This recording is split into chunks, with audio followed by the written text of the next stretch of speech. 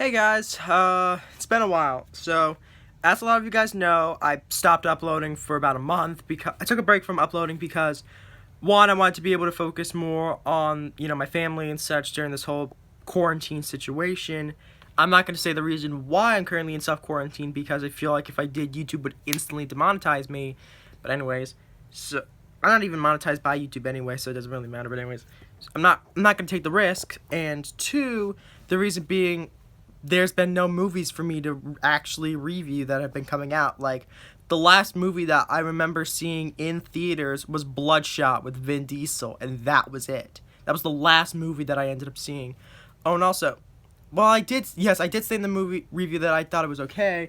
I actually ordered this off of eBay that ended up taking like a good while to get there. Like, I ordered this on March 7th, and it didn't arrive until March 24th, which coincidentally was the exact same day Bloodshot actually came out on VOD, so that was actually really cool. But yeah, so I decided that for today I was going to review because I wanted to be able to review something for you guys. I decided that I was going to review this new direct-to-video animated video game movie adaptation, Mortal Kombat Legends: Scorpion's Revenge.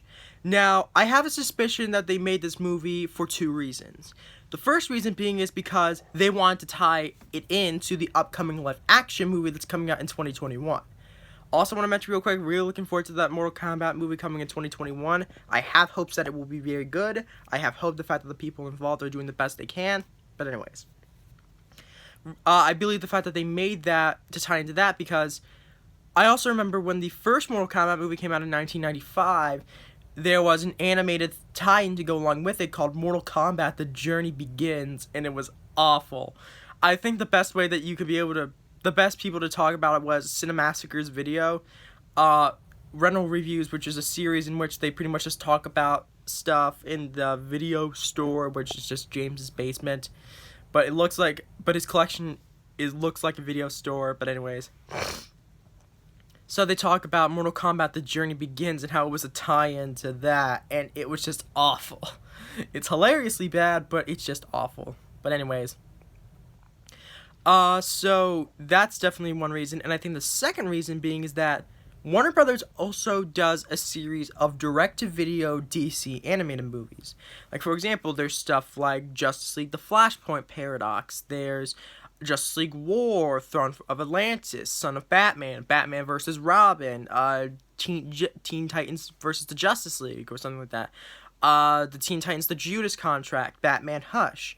They also make ones that are actually separate from one another. They're not all set in the same universe. Like, they've done stuff like Superman Red Sun. They've done stuff like Batman versus the Teenage Mutant Ninja Turtles. Which I want to mention that Batman versus the Teenage Mutant Ninja Turtles is actually a really good animated movie, and I very much recommend that. But anyways, I'm not talking about that. I'm going to be talking about Mortal Kombat Legends: Scorpion's Revenge. And I think the fact that if this does well, not only digitally, but also physically as well, we could potentially be seeing an animated Mortal Kombat franchise on our hands. But what's the plot of the movie? Well, it's just the plot of the first Mortal Kombat. Liu Kang, who is a martial arts expert, fighting for, I'm forgetting what his clan name is, but he was told by the lightning god Raiden that his destiny was to compete in the tournament and fight for Earthrealm, which is really cool. Johnny Cage, a fading action star who is very arrogant and sort of full of himself, and Sonya Blade, a soldier in search of her missing friend, Jax, from the leader of the Black Dragons, I think, Kano, as they all try and head to this martial arts tournament on this island that's held every 100 years. You see, I probably should explain this too. Every 100 years, this martial arts tournament is held on a mystical island by Shang Tsung. Shang Tsung is the sort of servant of Outworld's leader, Shao Kahn.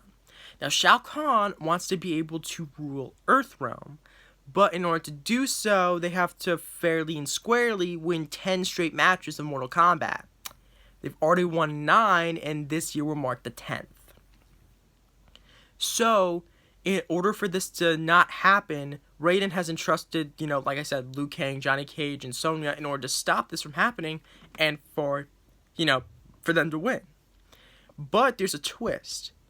They added much more of a focus on Scorpion, because the movie opens up with the backstory of Scorpion. Like, you see his village was being raided by the tribe of Sub-Zero. You see the fact that Sub-Zero ended up murdering his wife, his son, and then eventually he got killed. So that's pretty brutal. And then he was brought in the Nether Realm, which is essentially just the Mortal Kombat equivalent of hell. And he was, after escaping from several demons, he went before Quan Chi. And Quan Chi said that he could bring back Hanzo if he fought for him in the martial arts tournament. But now Hanzo was reborn as Scorpion. Now, one thing I do want to mention real quick is that the movie is rated R. And it definitely shows. There's a lot of swearing in this. There's a lot of blood and gore in this, which is definitely what you'd expect from Mortal Kombat. You actually see a lot of the characters' fatalities. Like, you see Johnny Cage do his punch to the crotch. You also see Liu Kang do his bicycle kick. And you also see Scorpion unmask himself, revealing a fire-breathing skeleton underneath. So that was also cool. You even get references to other stuff, like the reference to the Toasty in Mortal Kombat 2. And no, I will not be doing an impression of that. It's all over the internet. You could pretty much look for it yourself. But yeah, it does have the moves from the games. 2, really do enjoy the cast portrayal of the Mortal Kombat cast. Joel McHale as Johnny Cage is probably one of the best casting choices that I could potentially think of. Because if you want a guy to portray somebody who's full of himself, who thinks he knows what he's doing, and other things like that, Joel McHale is definitely a really good choice for Johnny Cage. I know this because I've seen him sort of play a similar character on Community. Also, if you guys have not yet seen Community right now, what is wrong with you guys? It's on Netflix right now. All 6 seasons are available. Go watch it. If you don't have Netflix and have Hulu instead for some reason, it's on Hulu too. But yeah, watch Community. It's worth your time. But anyways, got sidetracked. Patrick Seitz, I'm forgetting what his last name is, but he was the voice actor of Scorpion in the 9th and 10th Mortal Kombat game, but he got replaced for Mortal Kombat 11. But yeah, he does an amazing job as Scorpion. I think he did a really good job here. You also got people like Steve Blum, the voice of Spike Spiegel himself from Cowboy Bebop, as Sub-Zero, which is really cool. He doesn't talk much, though, which is rather unfortunate. Like, he's not featured really all that frequently in the movie. But I do understand why, because there's so many characters that you already got to juggle already.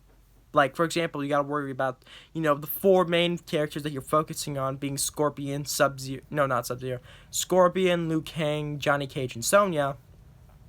Oh, and also I really enjoy the voice actress who does Sonya, Jennifer Carpenter. I think she does a good job. All the voice actors do really good jobs portraying the characters that they're supposed to. But yeah, the problem is that you got to be able to focus on all these characters and make sure that they get equal amount of screen time. So I understand why some characters couldn't be mentioned more than others. Really enjoyed the fact that Kevin Michael Richardson, who voiced Goro in the 95 Mortal Kombat movie, came back to do Goro for this. It was definitely really cool. But I definitely gotta say the biggest problem that I may have had with the movie is that it's just the first story. It's the story of the first Mortal Kombat movie, but it just has a slight more focus on Scorpion than usual. I'm not saying the fact that that's bad. It's just we've seen it enough times. If you're a fan of Mortal Kombat, then we've already seen this story like enough times, in which you probably might be starting to get sick of it. But I definitely do like the movie. If I were to give it my final rating, I'd give it a 7.5 out of 10. I think it is really well made. Potentially, we have a new animated Mortal Kombat franchise on our hands, so that's cool. Really enjoy the fact of all the voice actors involved in this. I really do enjoy the roles that they played. They all did really good jobs with the characters that they were given. The gore, of course, was featured more frequently in this than the 95 Mortal Kombat movie. And of course, all the moves from the games that you'd expect. Like, for example, Scorpion using his chains to yell at someone, "Get over here!" He does that. But yeah, it's definitely a solid experience. I recommended probably watching. I do recommend watching it. So yeah.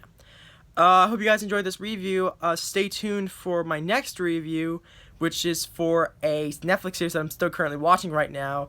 A documentary about murder, mayhem, and tigers. Yeah. And to those of you who are probably wondering what I'm going to be reviewing, I'm going to be reviewing Tiger King soon, so that's going to be nice. So I hope you guys enjoyed this video. Look forward to the Tiger King review, which, oh boy, I'm already 4 episodes in, and it's like, jeez, this is ridiculous. But yeah, hope you guys enjoyed, and as always, stay gold.